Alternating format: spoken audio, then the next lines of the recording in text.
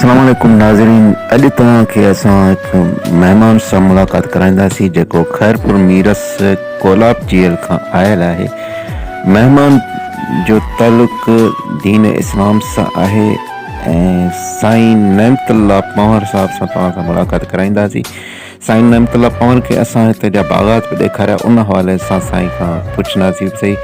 साईं पाण तव्हांखे ज़बानी ॿुधाईंदो त तव्हांखे ॾेखारण रहियो ही साईं नेमतुल्लाह पंवर साहिब खे असांजो उस्ताद साईं शेर मोहम्मद लगारी साहिबु पंहिंजो फ्रूट फार्म ॾेखारे रहियो आहे ऐं गॾु साईं नेमतुल्लाह पंवर साहिब जो प्यारो शागिर्द साईं मंज़ूर अहमद राजबर साहिबु पिणु गॾु आहे। हाणे अचो तव्हांखे साईं नेमतुल्लाह पंवर सां ॻाल्हि ॿोल कराइनि। साईं नेमतुल्लाह पंवर पाण पंहिंजी ज़बानी पंहिंजो तारीफ़ कराईंदो।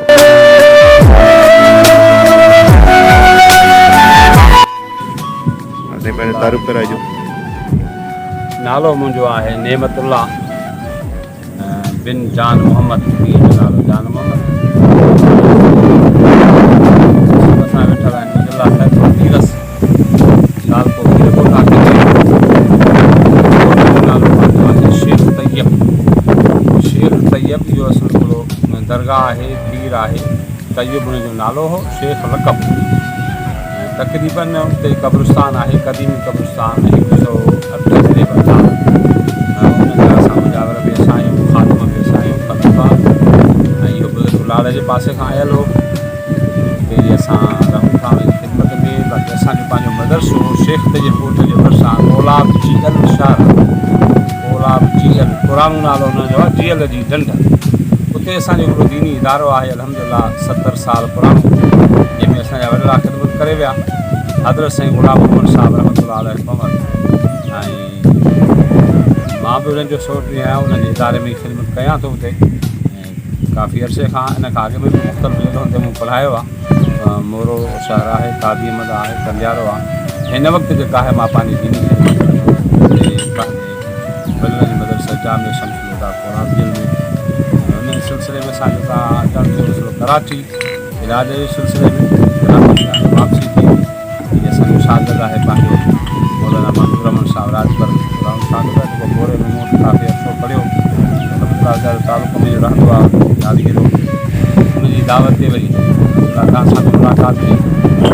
तव्हांजे इलाइक़े में अची करे ॾाढी ख़ुशी बि थी मिली। इन वास्ते तव्हांजे सां हिन बाग़ में अची पहुतासीं। हिन असां टंडो अलायार जो इलाइक़ो आहे। जी हा, टंडो अलायार जे इलाइक़े में टंडो लाइ मिसण वॾी शहर आहे। मिसण वॾी शहर जो नालो आहे मिसण वॾी। जी हा। ऐं साईं जो नालो साईं शेर मोहम्मद लगारी साहिबु। साईं शेर मोहम्मद साहिबु लगारी। जी हा। अल्हम्दुलिल्लाह साईं जे हिन बैठक ते असांखे ॾाढो सुकून मिलियो ऐं साईं जो जेको बाग़ खां शौक़ु आहे पंहिंजो मुख़्तलिफ़ क़िस्म जूं जिन्सूं जेके साईं ॾेखारियूं। ऐं अजीब ॻाल्हि आहे, मां त ज़िंदगी में पहिरियों दफ़ो ॾिठो आहे त माना हिकिड़ो वणु आहे अंब जो, 4 जिन्सूं आहिनि, वरी हर जिन्स अलॻि, बनो अलॻि, त इहा इन खां वधीक तजुर्बे जी ॻाल्हि इहा आहे साईं ॿुधायो त इंडिया में कंहिं क़िस्म हिकिड़ी जिन्स ॾेखारी, हिकिड़े वण में अलाह 300 जिन्सूं पैदा कयूं। इहा त वरी अञा वॾी हिकिड़ी त वाक़ई असांजो अलाह एॾी कुदरत जो मालिक आहे।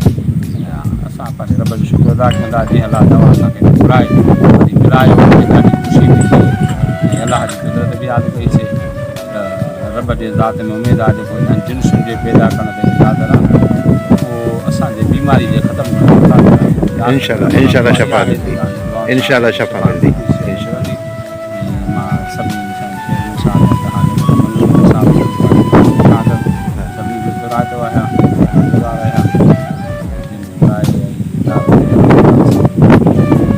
कराई जंहिंमें मूंसां पंहिंजो गॾु आहे भाणे जो मुंहिंजो भाणे जो आहे। इहो मूंसां यको कंदो आहे। तक़रीबन कराची जो इलाज लाइ वियासीं।